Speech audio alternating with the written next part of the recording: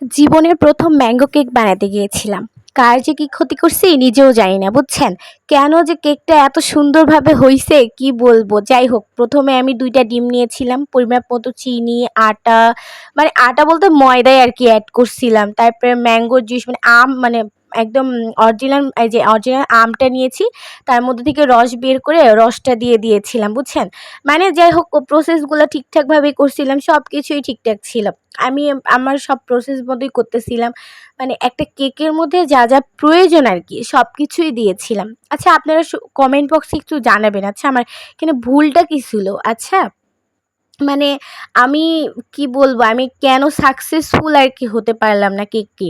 আমি এর আগে অনেকবার কেক বানাইছি। অনেক ভাই বিশ্বাস করেন, কখনো এমন হয়নি। কিন্তু আজকে আমার সাথে যে কেন এমনটা হলো, ভিডিও করতে গেছি এইজন্য নাকি কিছুই বুঝতে পারতেছি না। এমন একটা মানে একের মধ্যে পড়ছি। আমার আফসোস, মানে কেকটা যে নষ্ট হয়ে গেছে এইজন্য না। আমার আফসোস হচ্ছে আমি সাকসেসফুল হতে পারলাম না।